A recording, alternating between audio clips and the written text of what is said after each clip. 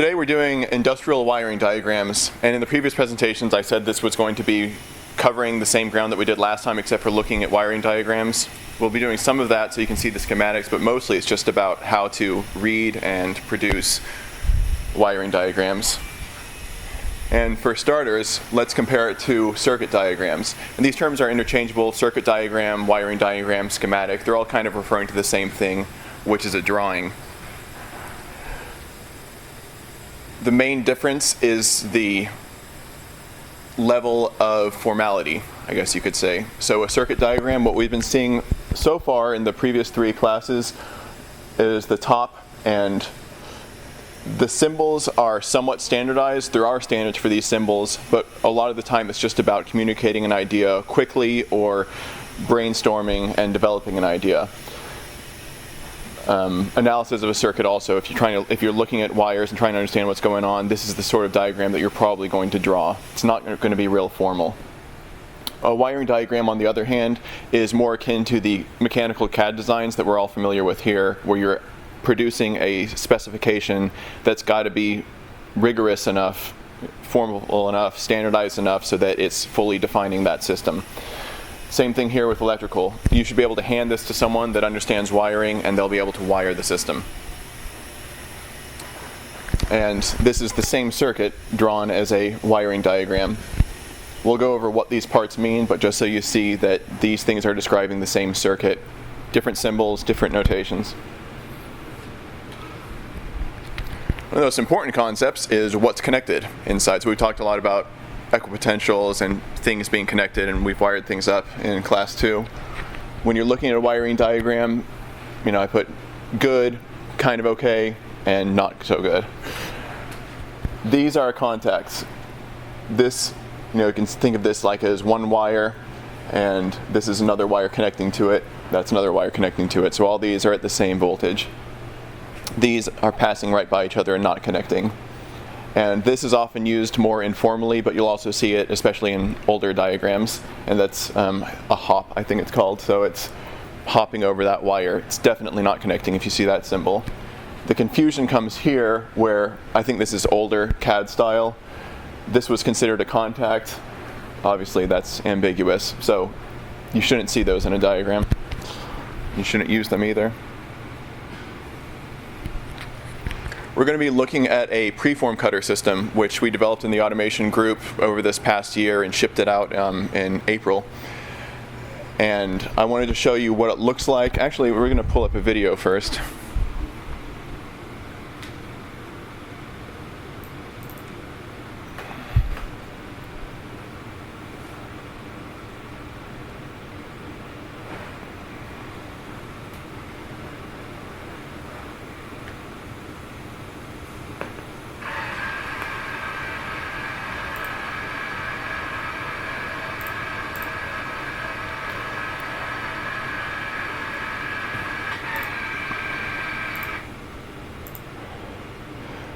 So that's it. You set preforms in here. I'm not actually showing the cutting operation here, but so we can understand logically what's happening in the system. Fingers go in the finger sensors. The cutting manifold comes down. There's a error light, if you open the door too early. E-stop, resettable E-stop, so you push the button and the system is good to go again. Green light means good, completed cycle. So that's the system that we're looking at today. And every time you see a wiring diagram in these, it's going to be this system. So the parts that we'll be looking at are the power supply, that's that box, the PLC. When the actuator comes all the way down, completing the cut, that's this reed switch, that little orange line, and a finger sensor, in particular the left-hand finger sensor. And each of these has a symbol to go with it, which we'll cover soon. I just wanted to give you an idea of what this system actually looks like, so the wiring has some context. Why do we do wiring diagrams as a packet?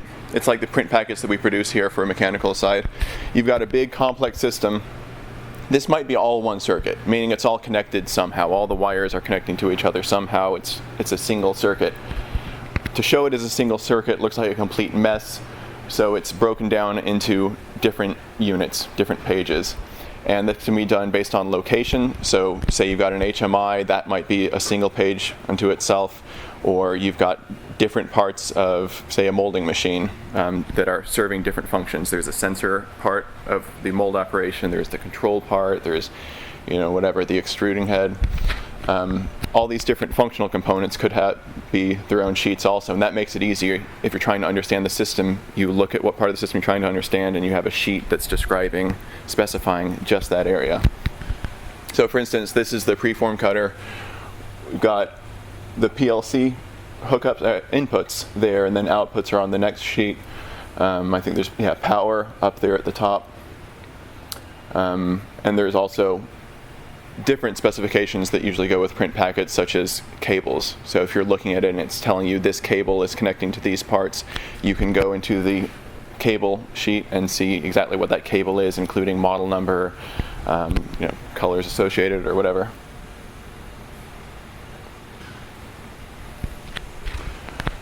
All right, the first piece of jargon in this, and the first thing that I think distinguishes industrial wiring diagrams, the first time I saw them, these were really confusing, because unless you've seen them before, it's not intuitive that this just means it's like a hyperlink.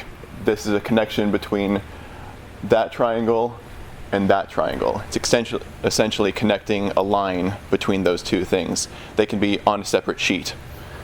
That's an off-sheet connector or off-page connector. They also have these other names, which you might encounter. And as you can guess, it's a way of organizing sheets so you don't have this giant tangle of wires, and also so that you can have that single circuit spread over multiple pages. There's notation. This is the one I'm using, but you could do this in different ways. Because of the way the sheet is laid out, you can see there are horizontal rows indexed 1 to 12 going down. And that's this number, and the first number is what page it is. So this connects to page 5, which is that number there. Row 2 up there, and you can see just an easier way of tracking down that triangle. You can also have a 2D grid. That's pretty common.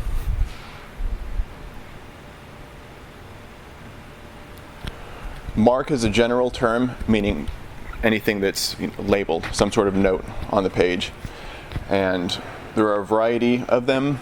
The first one we've already seen was reference designator. When you saw the left-hand finger switch, that was called something. I don't see it here. But the extension switch was called B2. And that's a unique identifier for that specific piece of hardware. It's, say if you have 4 green LEDs and they're lined up, each one of those green LEDs is going to get a different number, so you know specifically which of those you're talking about. Sort of like the RD 1, 2, 3, 4, 5 part numbers we use on mechanical stuff. A wire mark, we will get into a little bit later, but it's what it sounds like. It's marking that specific wire. And if you have 2 wires connecting to each other, that's probably going to be the same wire mark because they're at the same equipotential. Cable mark. I referred to the cable sheet earlier. This W2 will be described on that cable sheet on the table. So you know W2 is talking about a 14 conductor, whatever, the model number, vendor even, that kind of stuff. And then brown is which of those wires, insulators inside of the cable this wire is. There are some customary prefixes. I'm not sure there's actually a standard that everyone goes to, but it could be anything. It's just a unique identifier. That's the important part. But if you use something like K for a relay, and you see K3, that informs the person looking at that sheet that that's probably a relay, even if they don't recognize that symbol. So this is another sheet that's, I forgot what this style is, but it's sort of a basic abstract version of the circuit where you can see this sensor is connecting to this thing somehow. It's not specifying wires or anything, it's just showing things are logically connected. And it's a nice way to show the reference designator is talking about a reed switch. That specific reed switch. Yeah, a bit more on wire marks. Like I said before, it's an equipotential in the circuit. And actually, I'll come right to this first. This is a switch. This is that same extension switch. I should say first, a reed extension switch, or a reed switch. We covered this in the previous class, but just as a reminder, if a magnet gets close to a reed switch, the reed switch closes, and now it's like it's a closed switch. Now it's the same equipotential, the same node in the circuit. But you'll see that this side of the switch and that side of the switch have different wire marks. And that's because they're not always the same node in the circuit. If it's disconnected, then these are going to be at different equipotentials, different voltage levels, so they should have different markings. You look inside an electrical box and you'll see this style or any other style of wrapping. This is just another way of doing it. Those numbers are wire marks. And so if you see on your sheet 333 and you look in the box and see 333, that's describing the same thing. Most of them, well, okay, so there's PLC inputs, typically X, PLC outputs, typically Y. It's often used to specify important parts of the circuit, such as VD is marking 24 volts in the preform cutter system. That's useful because there are lots of things that use 24 volts, and instead of having 24 volts labeled as 353 or just some arbitrary number, it's something that tells you a story, voltage, digital. And those can be whatever you want, whatever it makes sense for the designer and for the person wiring to make sense of the circuit. Most other stuff is automatically assigned a number. So as you're designing stuff, you lay out things you want to specify directly, the PLC input 0, 24 volts, and then you say automatically do the rest, and it will generate a bunch of numbers. I say it will certainly not be the same as any other wire mark in the system, but it's nice if you're also not sharing the mark with something else, such as a reference designator. Say you've got X0 here is that PLC input, and then you have some sensor, and you also call that sensor X0. That's technically allowed, but it means that you've got two X0s on your sheet, meaning different things. It can happen, though, so if you're trying to understand a system, just be aware that that name collision can occur. What to do about unknown systems? This is symbols. This is something that's going to come up a lot if you're trying to understand a system, because there are even multiple standards out there. So maybe you know this sensor inside and out, but they're using a different symbol for it, and you need to piece it together. So this is just sort of some lessons learned about going through this process a lot. First of all, there's websites where you can go gain some knowledge, look at a list of parts, and essentially that's the McMaster of automation. Lots of documentation on there as well, explaining things, and so explaining concepts, and then also describing parts with data sheets and links, that sort of thing. And then there's local help. We've used both of these companies before, and they're both knowledgeable, helpful people, so that's a place to go. But first off, look at the mark. So you're trying to understand what this symbol is.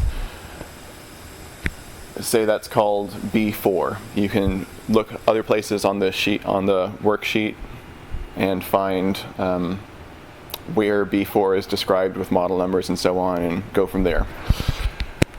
Sub symbols, I'm talking about these symbols in here. So looking at this, you can say it's a sensor because that thing is proximity. It's a capacitive sensor, and when the sensor is made, it's going to go from open to closed. Depending on if you know those sub-symbols, of course, that's a thing, but you can run the same process if you see the sub-symbol, follow down that path and understand what the sub-symbol is and go from there. There are lots of pages out there. Actually, I'll have one as a handout of just common symbols. So if you see something, you don't know what it is, you can just scan through this sheet and it's probably going to stick out to you pretty fast if it's on the sheet. And then this is sort of try this first, then try this. And lastly, if you can understand what's around it, of course you might be able to piece it together through context. But that's always dangerous because you're not 100% positive that you understand the stuff around it. Make one mistake and it cascades.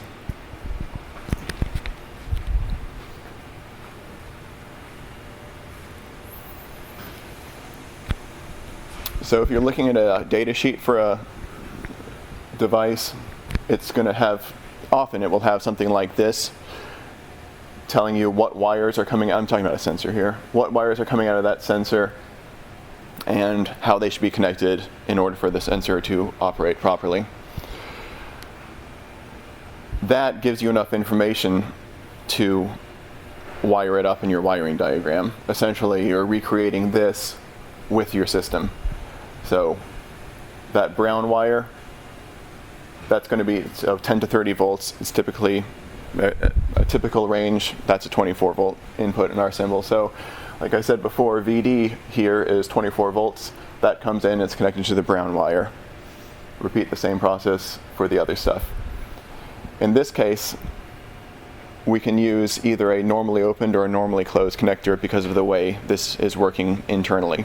This is a single pole double position switch, so it can be in this position or this position, double throw, or this position, and either one of these it's going to complete a circuit. So it's up to you to connect one or both of these depending on how you want to use the sensor. I covered this already. These are colors for the wire inside that cable, and then terminal marks. So like this brown, it's marked brown there. Just a way of checking that you're actually connecting this up the way it's supposed to be. Because you could have plus coming in here and just connecting to a wire, and if that connecting to a terminal, and if the terminal's unlabeled, there's not a way of verifying that the connection is actually being properly made.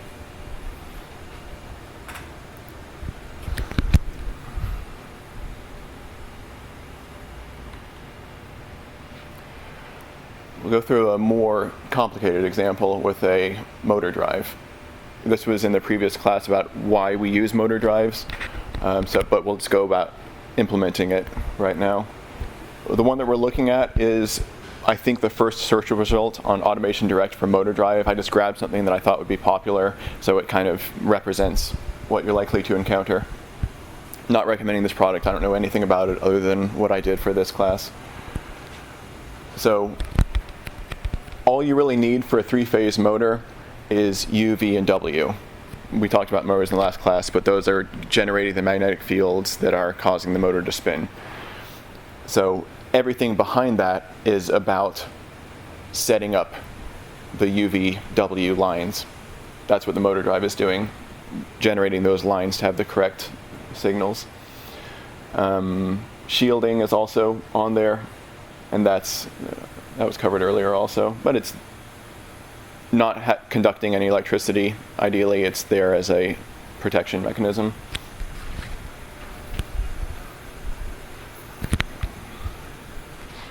Oh, well, we should cover the rest of it too. So you've got three-phase power coming in, and that's, in this case, we're going from three-phase power input to three-phase power output for the motor drive. But a motor drive typically can handle a bunch of other cases also, like say you've got single-phase power, like you're plugging into a wall outlet here that runs off single-phase.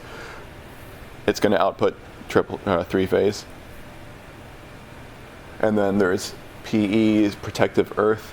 That's the ground line coming into the motor drive. That way all this stuff is grounded together. So that's the power side of the connection, and like I said, the only thing that you really need for the motor to run. But for the motor drive to do its job in terms of changing the frequency, changing the speed of the motor, torque control, all that kind of stuff, is going to be the control side of the circuit. We talked about isolating control from power. That's handled internally in the motor drive through this, what we just saw. Power is connected someplace, control is connected someplace else. It's here on these terminal blocks. And as for what specifically you need to control, you check the data sheet and see what operation you're trying to do with that motor drive. Because typically there's a variety of things they could do, a variety of modes of operation, and each mode of operation will probably have a different way to wire it up. But it's all going to look like this kind of thing, where it tells you These are D1 through D4 digital inputs. You can see it's a 24 volt power supply here. Not a power supply, but it's going to be 24 volts between this terminal connection and these. So if you close this switch, this is all externally, say you wire up a button here, it's showing you a button, so you know you put a button there. Now if you have 24 volts and the button closes, the switch closes, 24 volts is red on D4, and now the motor drive internally knows that D4 is active. D4, digital 4, is essentially what I just described. That's the purpose of it, to know when something is active on that pin. You know, it's an input. That's how you get control from the outside world. So it could be a sensor, for example. You don't want the motor to we'll get into that next slide. If you don't want the motor to be spinning while a proximity switch is made, because that's someone standing very close, then this is like an example purpose for that. And like the sensor stuff we've looked at before, you've got NPN and PNP configurations. And it describes it here because you can see that there's 24 volts here. This one is a connection to ground. Typically, that's all you need to know about NPN and PNP, is whether you're connecting to ground or 24 volts or high or low. Yep.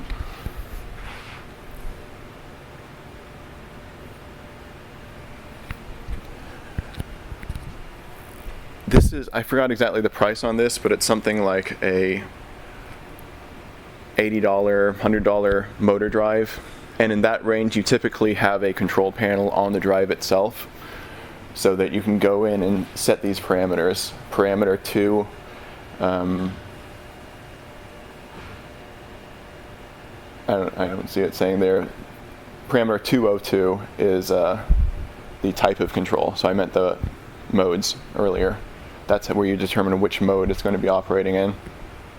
Parameter 134 is maximum speed. So you click through these things and enter the numbers. That defines the operation of the motor drive. That's one way of doing it. Another way is physical hardware switches. So, click this one up, and now you're in mode A, bring them both down, and now you're in mode B, or whatever it is. That will all be defined in the data sheet. Connected device also. So it might be the same level of complexity as the $80, $100 one, but they didn't want to bother with a screen and physical buttons, because then they can sell it for $10 cheaper. You have to plug in a computer and program it that way. There's just 3 different ways of doing essentially the same thing. You're configuring the motor drive. And then programming.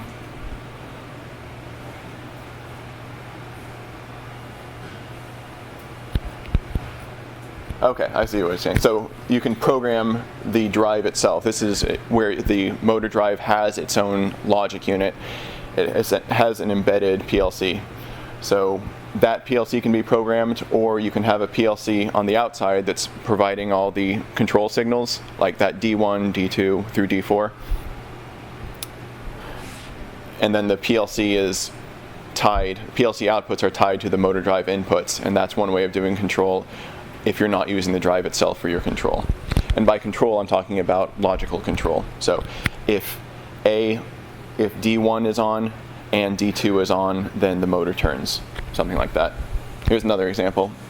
If the motor is on and the e-stop is not activated, then the motor is moving. That's the first time we've actually looked at ladder logic in this class, but we'll go much further into that in the next 2.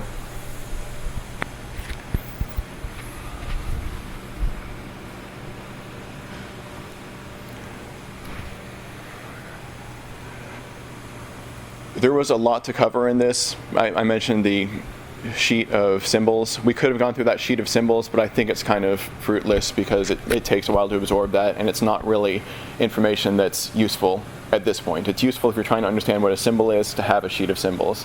At this point, it's just kind of something to have in your library. So that's what I'm doing here, is giving you guys a library which I found to be the most handy references. Some of these we've created ourselves, like the wiring standard. And a wiring standard is stuff like what color do you use for control wires, what color do you use for power, for ground, and so on.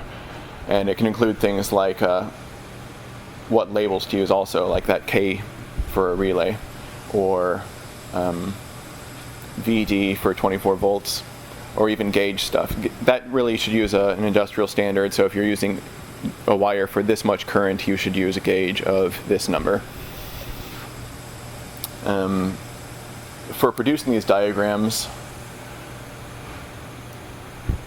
I figured it out as I went to do sort of the RD leverage standard of wire diagrams, and I think that would be useful for anyone doing it here also, because there were a lot of lessons learned along the way, and if you go to an industrial standard first, you're probably going to get much more formality than is actually required for putting together the kind of wiring that we've been doing here in our automation jobs.